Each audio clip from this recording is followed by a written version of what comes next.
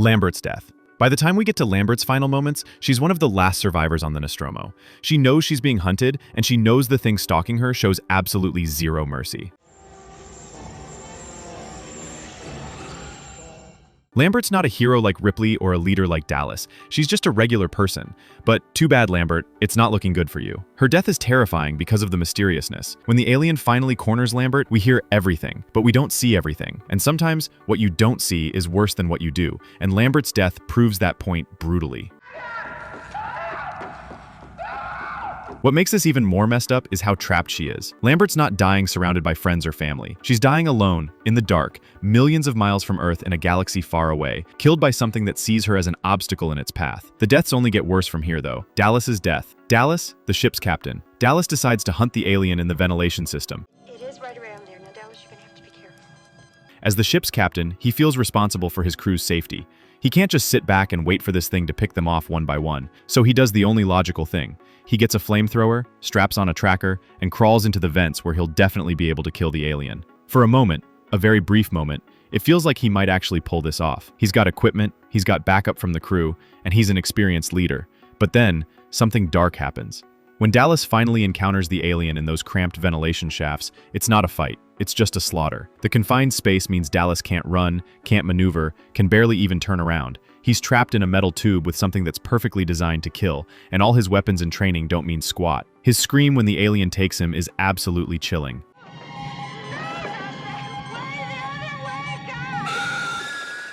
Brett's death. Brett's death hits differently because it comes out of nowhere and is so gruesome. When the ship's cat goes missing, Brett decides to be the cat's savior, so he goes out to find it. I'll go and get it. But he had no idea what was about to happen. He finds the cat and it comes over to him, before hissing, and that's when the most disturbing thing happens. The alien lowers itself down behind him. Brett starts crashing out over the cat not coming to him, before realizing he is toast. He turns around and the alien is just watching him. It picks him up by the head and impales him.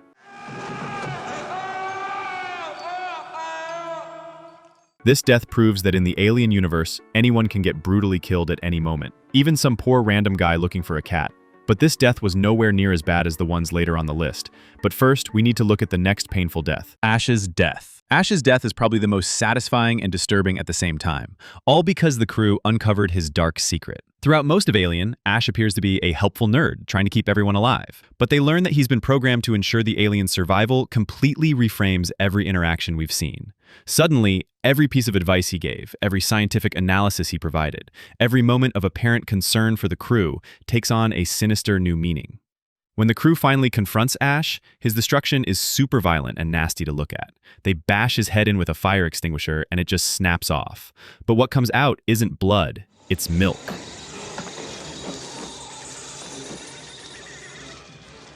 This visual difference emphasizes his artificial nature and makes his destruction feel more like breaking a piece of equipment than killing a person. But it's still super brutal. As Ash is glitching out and dying, he keeps getting smashed in the head until he ultimately dies or shuts down. Who really knows? But the next death is so much more painful. In Alien Resurrection, we get the most controversial creature in the franchise, but its death is absolutely brutal to watch. The newborn alien's death. This thing is the ultimate abomination. A hybrid of human and alien DNA that creates a disgusting-looking creature. What makes the newborn particularly tragic is that it's essentially innocent. Unlike pure xenomorphs, which are perfect predators following their instincts, the newborn is confused and struggling to understand its own nature. When Ripley is having a special moment with the newborn, she comes up with a plan to get rid of it when she sees the window behind it. She throws some of its goopy sludge acid blood on the window and it creates a vacuum. The newborn gets sucked out of the ship through a small hole in the hull. It's not a quick death. We're talking about a slow, agonizing death where this creature is sucked out the hole piece by the vacuum of space. What makes this death so painful to watch isn't just the physical agony, but the emotional side. Yes, I know what I said. Hear me out. The newborn reaches out to Ripley even as it's dying, looking for comfort from the person it considers its mother. There's genuine emotion in that gesture. You watch something that's capable of feeling pain and loneliness get destroyed in one of the most painful-looking ways possible. Unfortunately, this death isn't even the most painful. Ripley's death. Ellen Ripley's death in Alien 3 might be the most emotionally devastating moment in the entire franchise. This isn't just any character dying. This is our protagonist, our survivor, our hero making the ultimate sacrifice. By the time we reach Alien 3, Ripley has already survived 2 encounters with xenomorphs. She's watched friends die horrible deaths, Because just one of those things managed to wipe out my entire crew in less than 24 hours. been forced to make impossible decisions, and carried trauma that would break most people. But now she's facing her worst nightmare. She's carrying a xenomorph queen inside her own body. The revelation that Ripley's been impregnated with a queen adds this whole new dimension to her suffering. She's not just a potential victim anymore. She's become part of the very thing she's been fighting against. The alien isn't just hunting her, it's growing inside her, using her body as a nursery for the next generation of killing machines. When Ripley makes the decision to sacrifice herself rather than let the queen be born,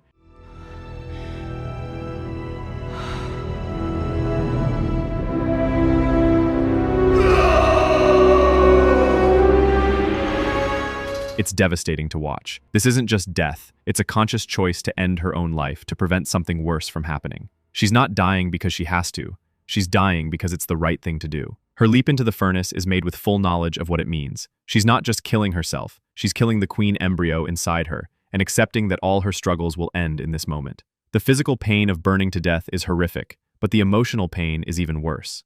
What makes Ripley's death particularly brutal is the isolation she faces. She's surrounded by people who want to use her, who see her as valuable scientific material rather than as a person. The company representatives want to extract the queen for their own purposes, showing the same callous disregard for human life that's characterized them throughout the franchise. This is a character who's fought so hard for survival, who's overcome impossible odds repeatedly, and her reward is to die alone and in agony to prevent one final catastrophe. There's no glory in her death, no recognition of her sacrifice, no happy ending. Just a woman making an impossible choice because it's the only way to protect humanity. Dr. Gedimine's death. Dr. Gedimine thought he was studying the perfect organism, but this guy became the perfect victim. Gedimine is the head scientist on the USM Auriga in Alien Resurrection, completely obsessed with the xenomorphs. While everyone else sees these creatures as dangerous killing machines, this maniac sees them as beautiful, perfect organisms, worthy of study and admiration. When the xenomorphs break out of containment, his first instinct isn't to run, it's to marvel at their intelligence and adaptability. This idiot literally stands there admiring the creatures that are about to kill him, so caught up in his scientific fascination that he completely ignores the obvious danger. His obsession with these deadly aliens has been building throughout the entire movie. The guy represents everything wrong with scientific ambition gone completely off the rails. The aliens capture him alive, drag him back to their hive, and use him as a conscious breeding host while he continues studying them, even as they prepare his body for xenomorph reproduction. This isn't even the worst death, though. Vasquez and Gorman's death.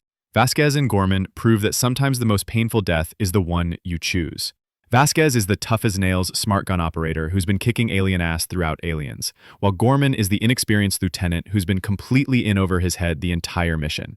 These two have been at odds from the beginning. She thinks he's a useless officer, and he struggles to earn any respect from his Marines. When the aliens overrun the colony, Vasquez gets trapped under debris with a badly injured leg, unable to move or escape. Gorman, who's been knocked unconscious and concussed, comes to and finds her pinned down with xenomorphs closing in fast. Despite their rocky relationship, he refuses to leave her behind and stays to help her fight. The aliens are swarming toward them, and they both know there's no way out. They're completely surrounded with limited ammo. They choose to detonate a grenade together, looking each other in the eyes and sharing a final moment of mutual respect before the explosion kills them both and takes out several aliens. But this still isn't the worst death on the list. Covenant Crew Massacre. The Covenant crew didn't just die, they had humanity's future ripped away from them. These people weren't just explorers or scientists, they were colonists planning to start new lives in a distant world with families, dreams, and plans for building something better. The crew makes a series of increasingly bad decisions that lead directly to their destruction, investigating an unknown planet, ignoring quarantine protocols, and trusting David despite clear warning signs. Each death feels like the inevitable result of human arrogance and poor judgment. Captain Oram gets completely fooled by David, lured into looking into a xenomorph egg like a curious child despite being a trained professional. The neomorph attacks are especially vicious because these creatures are even more aggressive than traditional xenomorphs. David systematically eliminates them as part of his experiment to perfect the xenomorph species, making each crew member an unwilling participant in their own species' potential extinction. They get torn apart by neomorphs and xenomorphs in a calculated massacre orchestrated by David, with each death serving his twisted research while crushing the hopes of an entire colonial mission. But none of these deaths were close to the last one, Kane's death. After a facehugger implants him, Kane wakes up feeling completely fine, cracking jokes at dinner and talking about going home while something grows inside his chest. He's literally carrying his own death sentence inside his body and has no clue what's coming. The creature isn't just growing, it's actively feeding on his organs. getting stronger while he gets weaker. Kane is completely oblivious to the fact that he's become a walking incubator for the perfect killing machine. The buildup is pure psychological torture as we watch him eat dinner and laugh with his crewmates, knowing what's about to happen. This scene taps into one of our most primal fears, the idea that something could be inside you, growing and preparing to tear you apart from within. The chestburster literally eats its way out of his ribcage from the inside while he's conscious, exploding his chest outward like a bomb before scurrying away and leaving him with his organs exposed. If you enjoyed this video, I know you'll want to see the worst deaths in Final Destination.